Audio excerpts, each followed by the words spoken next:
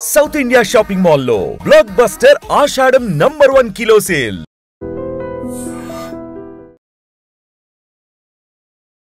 పెళ్ళైంది, ఇద్దరు ఆడపిల్లలు. అయితే తనకన్నా చిన్న వయసు ఉన్నటువంటి ఎదురింటి అబ్బాయితో ప్రేమలో పడింది. ఆ ప్రియుడు ప్రేమలో పడి భర్తను అడ్డు తొలగించుకోవాలనుకుంది. ప్రియుడితో కలిసి స్కెచ్ వేసింది, భర్తను చంపేసింది. ఈ దారుణమైన ఘటన తమిళనాడులోని వేలేరు జిల్లా కుప్పంపాళ్యంలో జరిగింది. ఈ ఘోరమైన ఘటన. అయితే ఆ కసాయి తల్లిని 3 ఏళ్ల చిన్నారి పట్టించింది. తన తండ్రిని అత్యంత దారుణంగా హత్య చేసింది తన తల్లే అంటూ పోలీసుల ముందు చెప్పేసింది. దీంతో పోలీసులు తమదైన స్టైల్లో విచారణ కొనసాగించడంతో ఈ భాగోతమంతా బయటపడింది. కుప్పంపాళ్యంకి చెందినటువంటి 36 సంవత్సరాల భరత్కు, బెంగళూరుకు చెందినటువంటి నందినితో, ఆమెకు 26 ఏళ్ళు, ఆమెతో 5 ఏళ్ల క్రితం పెళ్ళయింది. ఇప్పుడు వీరిద్దరికీ కూడా భరత్, నందినికి 2 ఆడపిల్లలు ఉన్నారు.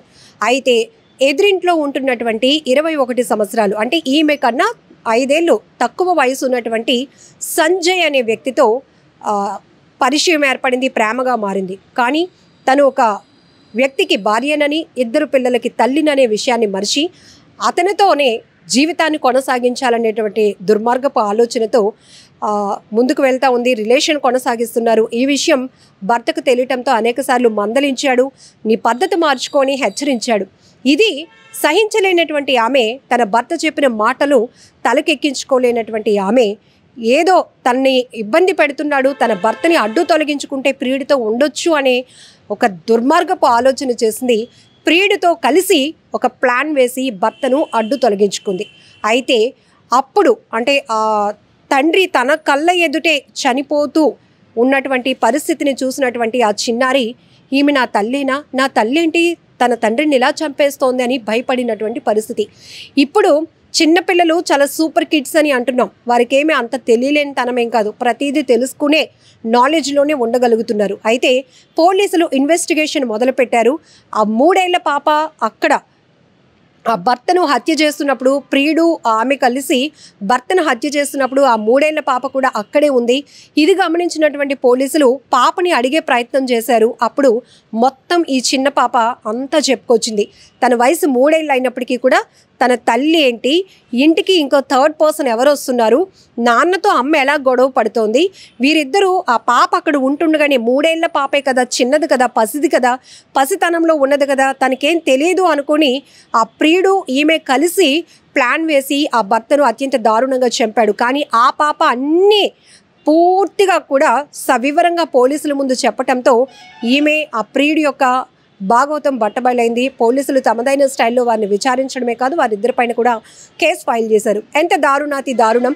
చాలా చోట్ల ఈ మధ్య కూడా సోషల్ మీడియాలో వైరల్ అవుతున్నటువంటి కొన్ని నేర ఘటనలకు సంబంధించి ఎవరైతే నేర ప్రవృత్తి కలిగినటువంటి అక్కడ తల్లి కావచ్చు, తండ్రి కావచ్చు, వారిని, ఇంట్లో ఉన్న అక్క చెల్లెళ్ళు కూడా కొన్ని ఘటనలు చూస్తే మనం అడ్డు తొలగించుకునే ప్రయత్నాలు చేస్తున్నప్పుడు చిన్న చిన్న పిల్లలే విట్నెస్గా మారుతున్నారు. వాళ్ళే సాక్షులుగా మారి పోలీసులకి వాళ్ళని అప్పగిస్తున్నటువంటి పరిస్థితి. ఇక్కడ కూడా ఆ పాప కానీ లేకపోతే ఇది వేరేగా దాన్ని డైవర్ట్ చేసే ప్రయత్నం కూడా వీళ్ళు ఆల్రెడీ స్కెచ్ వేసినట్టుగా కూడా పోలీసుల విచారణలో తెలుస్తుంది. కానీ ఎంత దారుణాతి దారుణం. పెళ్ళవుతుంది, పిల్లలు ఉంటున్నారు, కుటుంబాన్ని చాలా గుట్టుగా జాగ్రత్తగా ముందుకు సంతోషంగా తీసుకెళ్ళాలి.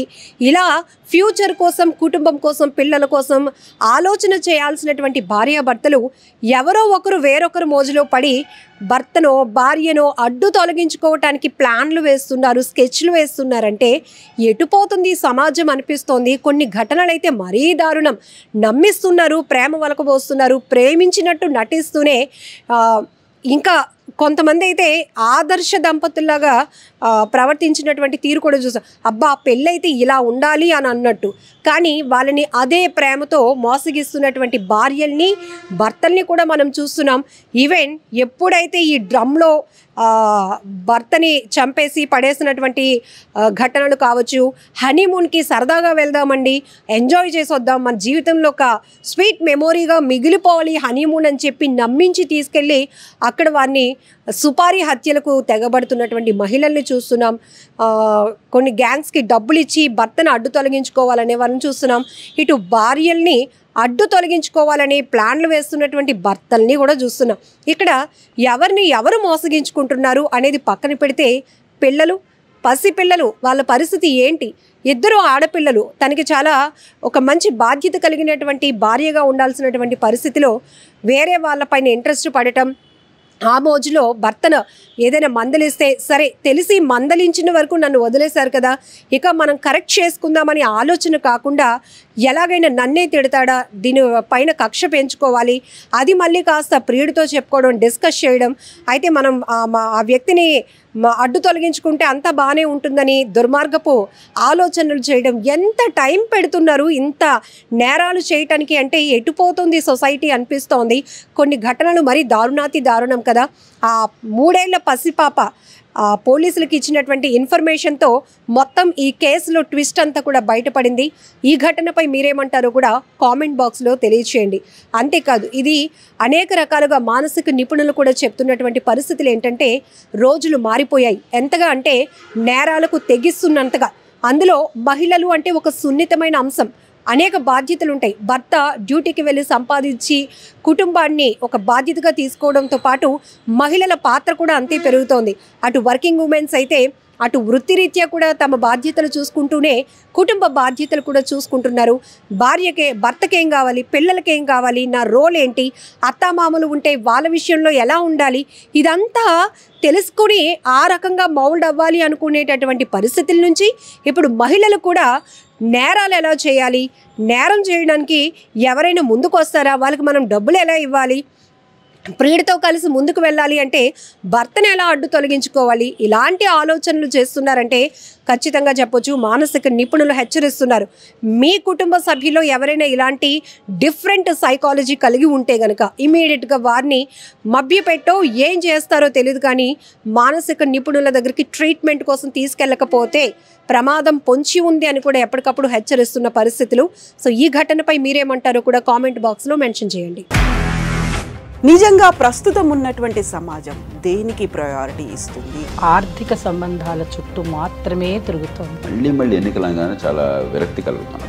మంచి అనిపిస్తుంది కదా, లేడీస్ కూడా ఛాలెంజింగ్ జాబ్స్ చేసినప్పుడు చాలా బాగుంటది. ట్రాఫిక్ అసిస్టెంట్స్ గా నియమించిన ట్రాన్స్జెండర్స్ అందరితో సాల్యూట్ చేయించుకుంటున్నారు. ఫుడ్ డెలివరీ ఇవ్వటానికి వెళ్ళినటువంటి డెలివరీ బాయ్ అనిల్ పై కళ్ళ ముందు